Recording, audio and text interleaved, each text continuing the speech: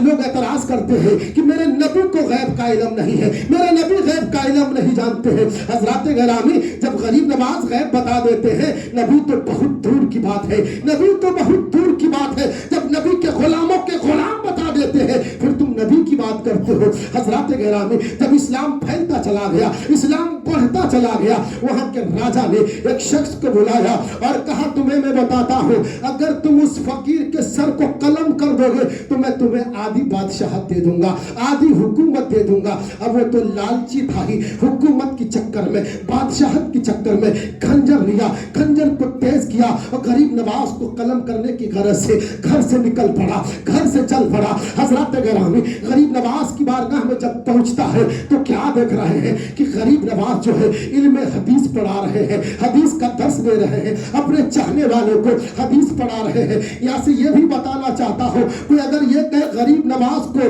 علم سے کوئی مطلب نہیں تھا، غلط ہے۔ غریب نواز عالم بھی تھے، غریب نواز مفتی بھی تھے، غریب نواز محدث بھی تھے، غریب نواز مفسر بھی تھے، اور غریب نواز ایسے محدث تھے کہ مدینہ شریف میں بیٹھ کر 3 سال تک حدیث پڑھاتے رہے ہیں۔ حضرات گرامی، حدیث پڑھا رہے تھے، اب وہ خنجر والا آیا، قتل کی غرض سے آیا، قلم کرنے کی غرض سے آیا۔ اب جتنے حدیث پڑھنے والے تھے ایک کے بعد دیگرے جانا شروع کر دیا، یہاں تک کہ سارے کے سارے لوگ چلے گئے۔ اب وہی انسان بچا جو خنجر لے کے آیا تھا، جو قلم کرنے کی غرض سے آیا تھا، جو قتل کرنے کی غرض سے آیا تھا۔ میرے غریب نواز نے فرمایا اب سب تو چلے گئے، اب تم بھی اپنا کام پورا کر لو، اپنا ارادہ پورا کر لو، جس غرض سے آئے ہو اپنے کام کو تمام کر لو۔ اب کہتا حضور میں تو ایسے ہی آیا تھا، میں تو بس آپ کو دیکھنے آیا تھا۔ غریب نواز فرماتے ہیں جو ایسے آتا ہے وہ خنجر لے کے نہیں آتا ہے، تم خنجر لے کے کیوں آئے ہو؟ کہا حضور ہم لوگ بڑے لوگ ہیں،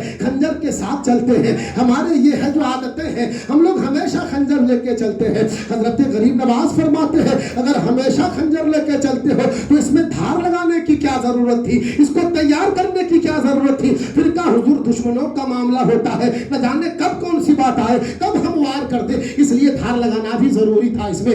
اب میرے غریب نواز نے فرمایا یہ سنو، چلو یہ بھی مان لیا، یہ بھی مان لیا، مگر راجا سے جواب تنہی میں بات ہوئی تھی کہ اگر تم اس فقیر کے سر کو قلم کر دو گے آدھی بادشاہ تمہیں دی جائے، یہ کیسی بات ہے؟ حضرت گرامی، وہ خنجر لے کے جو آیا تھا اتنا سننا تھا، غریب نواز کی قدموں پہ گرتا ہے، خنجر باہر پھینکتا ہے، عرض کرتا ہے حضور کلمہ پڑھا کے مسلمان بنا لیجئے، مسلمان ہونا چاہتا ہو۔ حضرات گرامی، اس طرح سے دین پھیلا ہے، لوگ